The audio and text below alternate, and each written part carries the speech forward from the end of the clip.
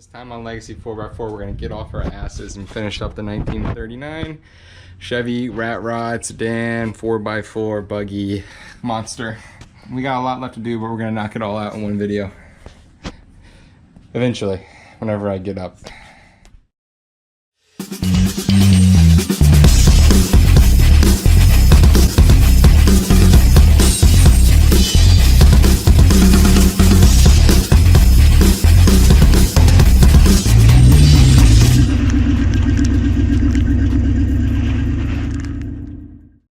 Alright, so we've obviously come a long way. We've touched basically every nut and bolt on this build, but we got one short list left, and let's just go through it right away. We gotta do the clutch, gotta bleed the clutch, we have to bleed the brakes, those are all installed, showing you second. Install the drive shaft, we have to realign the drivetrain, that's a big one, I'll explain that. Also, when I'm going on the walk around before we start this, I need to make a new transmission cross member as well as a front engine cross member they have to add for structure. Gusset the panhard in the back, tune the carb, and most likely replace the sensors on this 20-year-old 5.3. So let's get around to what's left. Like I said, the brakes are all installed. I had a video on it, but I thought it was boring, so I took them off. You can see it's just hard lines, replaced the calipers and the pads, added 3-foot soft lines going to the front engine on the front side. For the rear, same thing, except it's a hard line over the axle, and then one 3-foot extension going to the rear axle.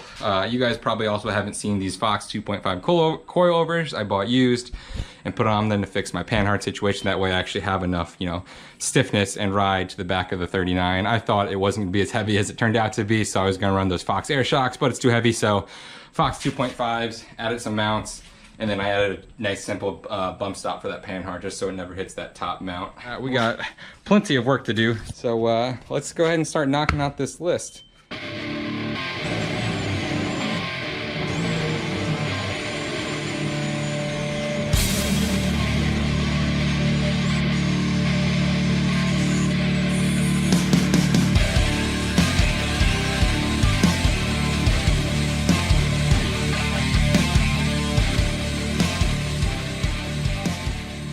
It's not the most beautiful thing in the world, but it'll do the trick. This is the clutch slave cylinder mount. I made it out of old 2x4 from, you guessed it, the scrap bin. And yeah, that's for a bolt hole. That's a stud, or a very small part of a stud to go into a capture on the bell housing. That way it doesn't shake around with just one bolt. Let's go test fit it so I can show you what I mean by what this actually does. So you guys can see, right there, we got the clutch fork and we got that bolt sticking out of the bell housing.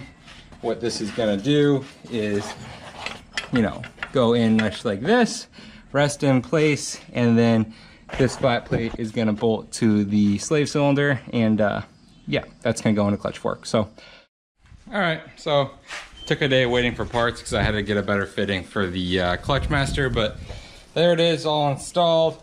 I went ahead and threw a gusset on top of that mount. That way it's extra strong, has zero flex to it. And if I can reach the clutch pedal, I can barely reach it, but I'm moving it like an inch up there. So it's got the full inch of clearance of travel though.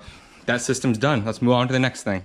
So the next thing on my list was drive shafts. Those are already made and installed. I'll show you in a second. So I think we're gonna move on to realigning the drivetrain, because that's going to be not a fun project, but it needs to be done. So, and then cross members next. So yeah, let's talk through what realigning the drivetrain means, because yeah, it's kind of a weird situation I got myself in. But yeah, so now we're underneath the 39. You can see the 5.3, the 465, and the 205s all lined up, and we got drive shafts hanging. These are single cardan shafts. I didn't want to go double cardan. That's why the pinion angles are the way they are. That's a custom drive shaft, pay like 160 bucks from it. It's all balanced and, measured to fit right at that, but shaft of 205. Very cheap, but gets the job done. Came with U-joints and everything installed. Pretty awesome. The front drive shaft is from the CJ5 Rock Crawler. It's got like 18 inches of shaft play in it. It's super nice and it's really beefy.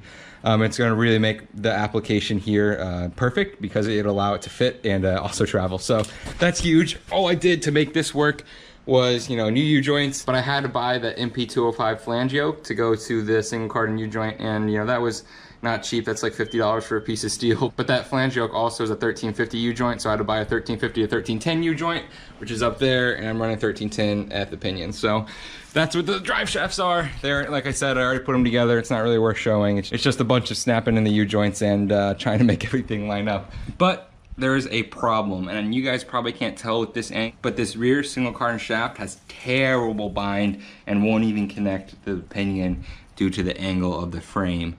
I know, it's such a weird thing to say, the angle of the frame, what does that matter? It's because I have solid mounted motor mounts up front, and I made those because they're really easy, right? It's just 2x4 welded together. But I drew you guys a really nicely drawn picture so it can help you guys understand what the issue is. And this is her right here. So originally when I had the air shocks on it, I designed it and welded everything in place to where the frame was level with the air shocks ride height, right? And the air shocks, say those are the air shocks, they sat right there. This black box is the drivetrain, and this was like at a downward slope of about 3 degrees, right where it needs to be, like by design, the drivetrain was compared to the frame.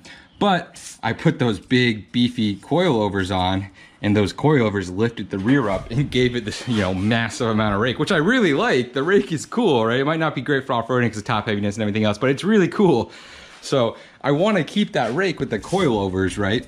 But now my drivetrain is like pointing up -5 degrees the other direction, right? And that is not the answer, because that single cardan shaft doesn't have enough flex in one U-joint to reach the pinion. The front doesn't as well. So that's a no-go, right? But since I want to keep the rake, I'm just gonna keep running the coilovers and keep that rake in the frame, but I have to cut those motor mounts and angle them down a little bit and then fish plate the motor mounts and make them beefy again in order to fit those cardan shafts, as well as keep that rake. And so, like, obviously these angles are over exaggerated, but that's that's what's happening. That's what I need to fix. So I'm about to have a good time cutting these solid motor mounts at the very tips up there and fish planing them, and hopefully not ruining everything in the process. So that's why picker's gonna be on one end, floor jack's gonna be on the other end. I'm gonna try and get the angle of the dangle perfect, and then try and figure out something to do with those motor mounts.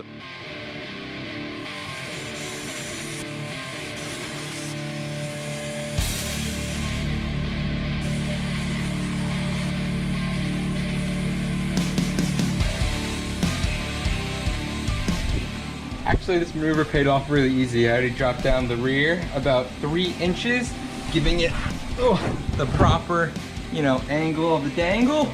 So we're looking pretty up there. Both the drive shafts fit, so didn't take long at all. Just gonna bolt those in and redo the motor mounts up there, fish plate them, make a trans mount, and add an hinge mount up front, and we're gonna call it good to go.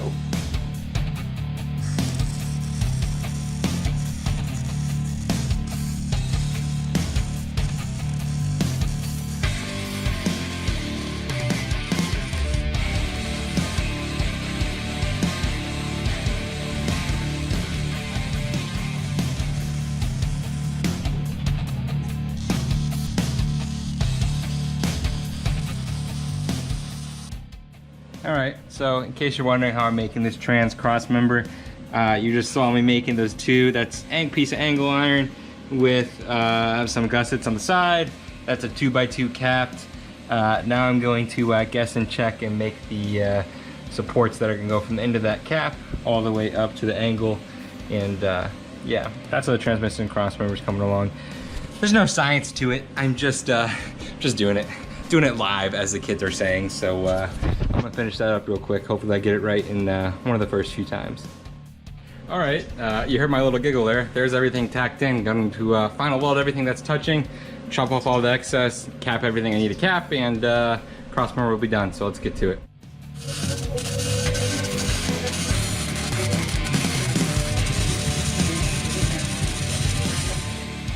Ran out of MIG gas just in time to finish the final weld on the cross member. There it is. That's the back side of it. I know it's not symmetrical, but all those welds are gusseted. Everything is fully welded, and it'll hold. I'm not too worried about it not holding. That's how it looks. We're gonna go ahead and throw it in the car. Once that's in there, we can move on to finishing this amazing, fun, super great project up. No. All right, So 39's on the trailer because I was gonna go get it tuned and make it run properly from my favorite tuning shop.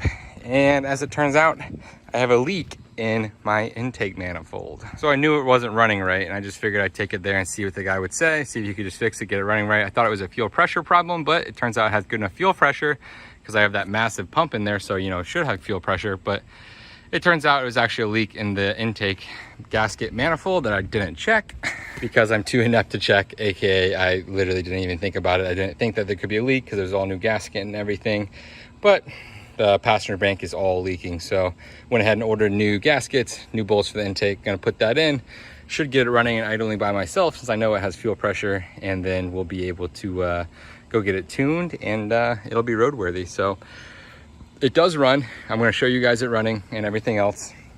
Final product is here. Everything's installed. Motor mounts are in. Here's how that trans cross member came out. Super spiffy. Love the way it looks. Yep, it's all done. It just needs to be tuned, which now means waiting on intake stuff. So I will consider this one done. The intake I'm just going to do by myself. And next time you guys see this, it'll be running and driving on the road, not just on the trailer. All right,